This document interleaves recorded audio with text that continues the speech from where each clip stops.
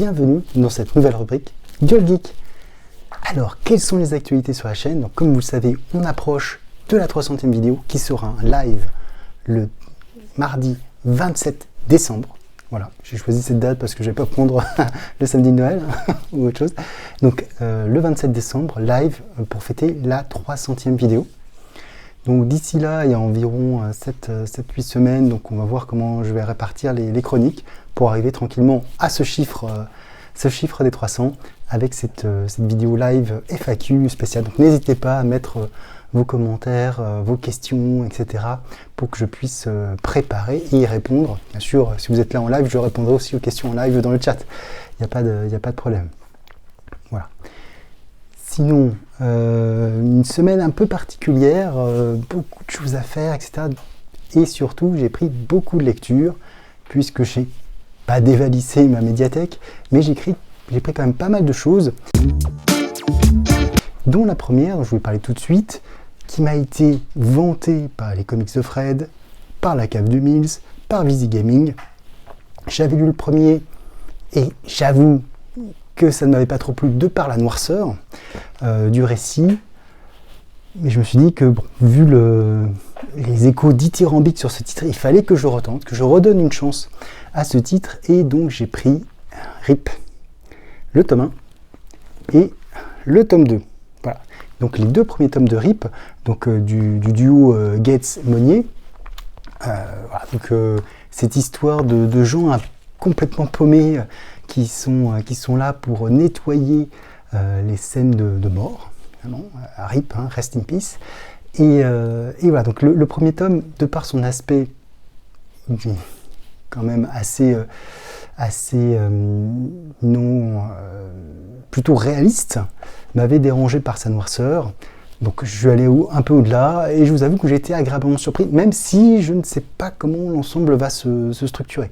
On aura donc 6 tomes pour cette série, 6 tomes, 1 tome par personnage. Donc j'attends. Là on a le premier tome avec Derek, le deuxième avec Maurice.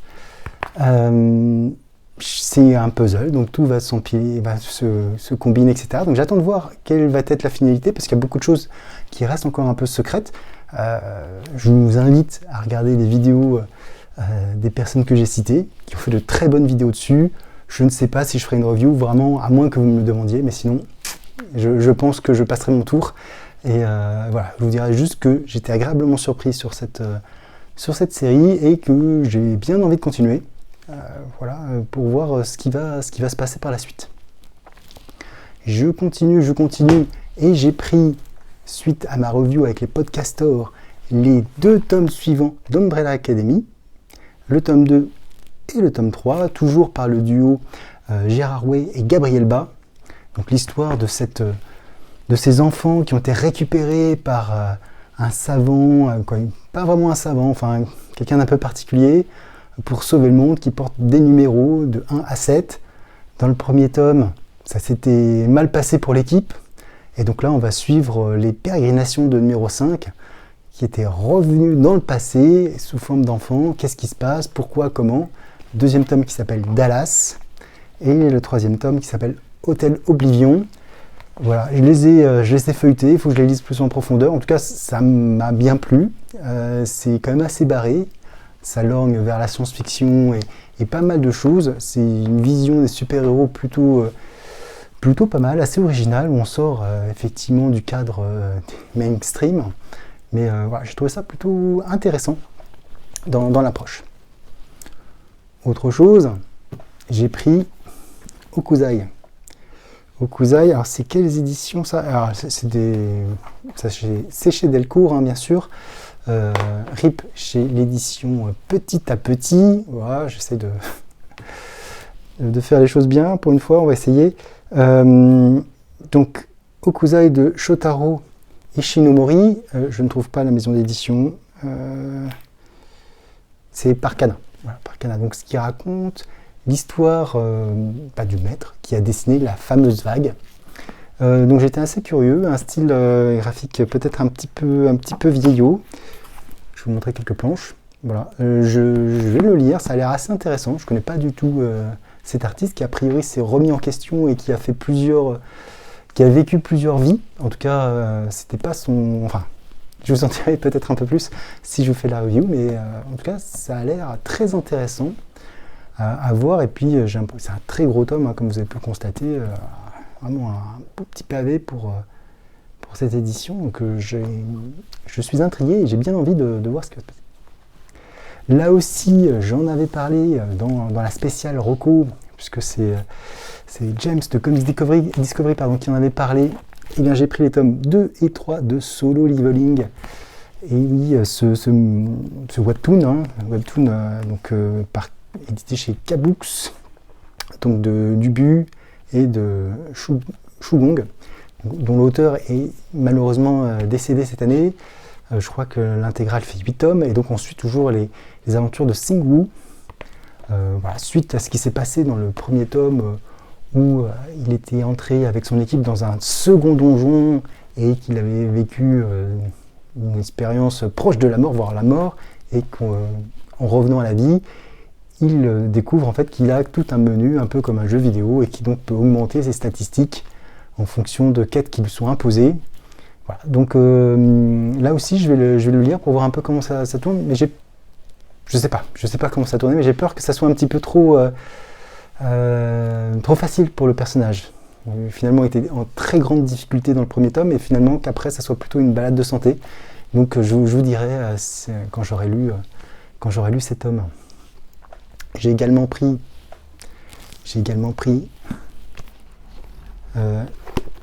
Yawara, tome 1 et 2 de Naoki Urasawa chez Kana aussi. L'histoire d'une jeune fille dont le grand-père, qui est un judoka émérite, veut qu'elle devienne la première médaillée d'or olympique. À l'époque où le manga a été fait, donc je dis pas de bêtises, je sais pas, en fait c'est 2013, mais a priori il est sorti en 2020 en France. Donc bon, après, quand l'auteur a fait le manga, ça n'était pas, ou c'était en voie de devenir une discipline olympique.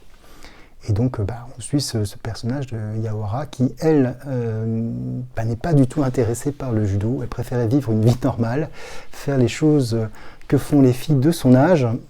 Le seul problème, c'est qu'elle a un don pour le judo. Et donc on va suivre toute une intrigue assez marrante. En tout cas, j'ai trouvé que sur les 2 premiers tomes, c'était plutôt pas mal. Si vous le souhaitez, aussi là, je vous ferai une petite review des familles sur ce titre.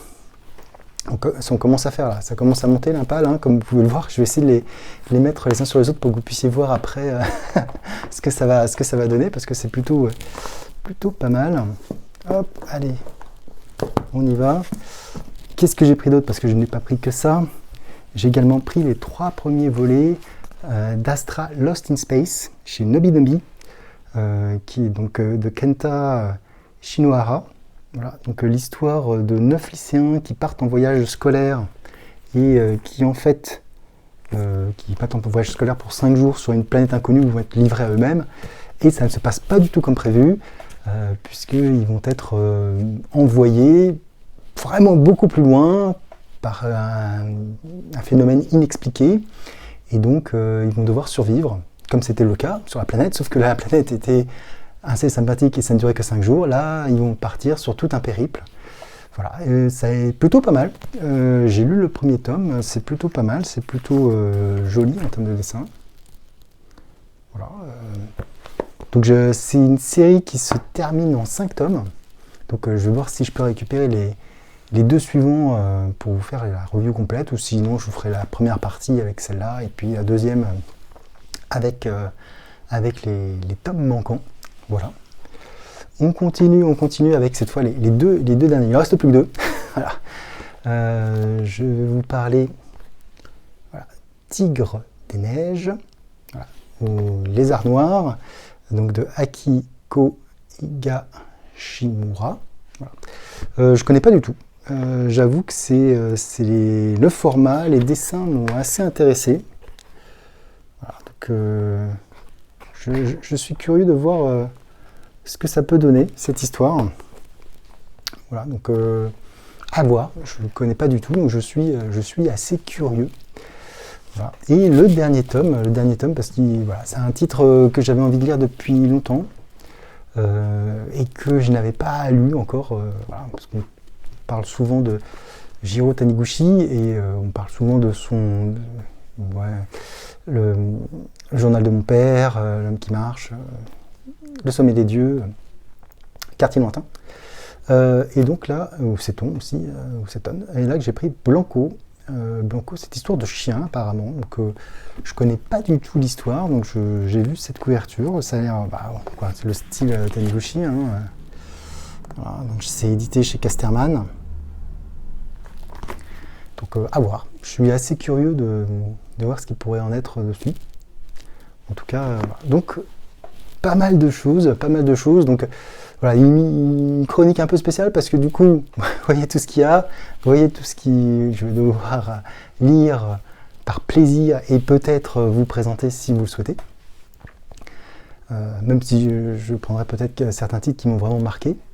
Voilà, en tout cas, une émission assez courte. Voilà, je vais essayer de réduire un petit peu. Là, vous n'aurez pas une demi-heure, mais voilà, une dizaine de minutes, ça me paraît pas mal, juste pour présenter ces titres. La prochaine chronique aura des reviews, voilà. Et notamment un manga que j'ai découvert qui était vraiment très sympathique. Et bon, il faut que je trouve, peut-être que je compléterai avec Umbrella Academy, il faut que je vois. J'essaie toujours de faire au moins 2 titres par chronique, au minimum, pour qu'il y ait un petit peu de... Voilà, que tout le monde puisse y trouver son compte. En tout cas là, vous avez pu voir qu'il y a de la BD, il y a du comics, il y a du manga historique, la science-fiction, il y a pas mal de choses, donc voilà, donc c'est vraiment génial de pouvoir piocher comme ça. Et voilà. Donc comme d'habitude, si ça vous a plu, n'hésitez pas à liker, à commenter par rapport à tous ces titres, si vous les avez lus, et si ça vous intéresse de les lire, etc. Alors, c'est une présentation assez courte, hein, je ne vais pas montrer grand chose. Voilà, et puis si vous n'êtes pas abonné, abonnez-vous, et n'hésitez pas, je le répète aussi, à poser vos questions en vue du live des 300.